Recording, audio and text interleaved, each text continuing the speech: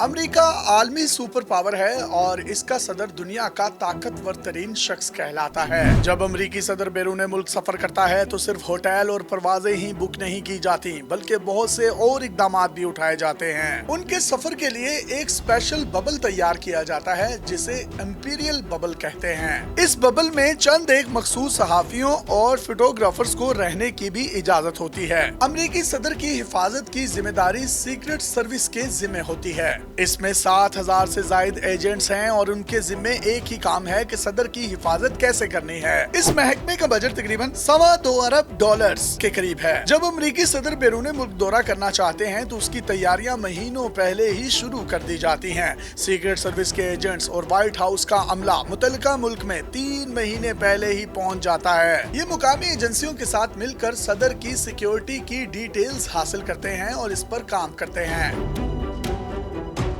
अमेरिकी सदर होस्ट मुल्क में जिस एयरपोर्ट पर लैंड करते हैं उसके एयर स्पेस को खाली करना होता है। शहर में सदारती मोटरकेड का रास्ता महफूज बनाना होता है। अगर सदर पर हमला हो जाता है तो उन्हें वहां से कैसे निकाला जाएगा, कौन से करीबी हॉस्पिटल में ले जाया जाएगा, ये तमाम मामलात अमेरिकी सदर के किसी भी मुल्क में पहुंचने से 3 माह पहले ही तय कर लिए जाते हैं।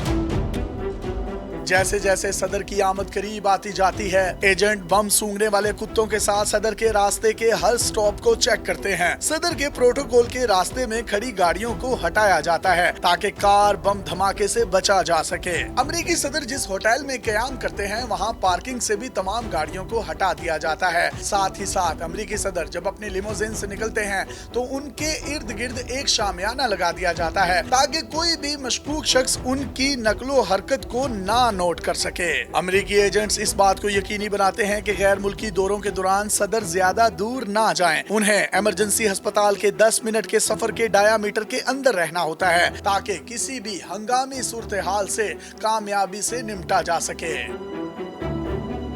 अमेरिकी सदर एयरफोर्स 1 नामी तैयारे में सफर करते हैं। ये इंतहाई एडवांस तैयारा होता है जिसमें जरूरत की हर चीज मौजूद होती है। ये न्यूक्लियर हमले के दौरान इलेक्ट्रोमैग्नेटिक पल्स से भी महफूज रहता है। ये एक बार फ्यूल भरने के बाद तकरीबन 12,500 किलोमीटर तक सफर कर सकता है।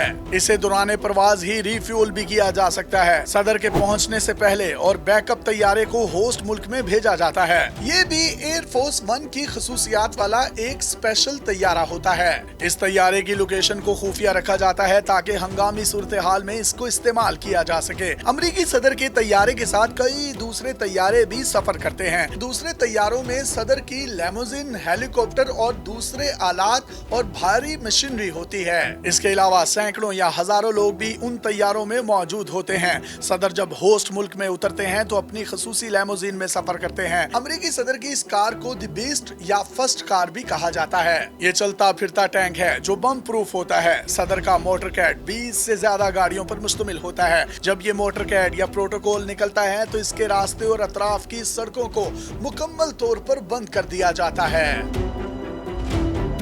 ऐसा बहुत कम होता है कि अमेरिकी सदर को किसी भी होटल के मरकजी दरवाजे से अंदर दाखिल किया जाए। अक्सर उन्हें होटल के पिछले दरवाजे या किचन से अंदर ले जाया जाता है। जिस होटल में अमेरिकी सदर क़याम करते हैं उसमें भी सिक्योरिटी के इंतहाई सख्त इंतजामात होते हैं। सदर ने रहना एक स्वीट में होता है लेकिन होटल की 3 मंजिलें उनके लिए मुख्तस की जाती हैं। सदर के बुक कमरों में कोई भी आम या खास शख्स नहीं रह सकता। वहाँ सिर्फ सदर या उनका अमला ही रहता है।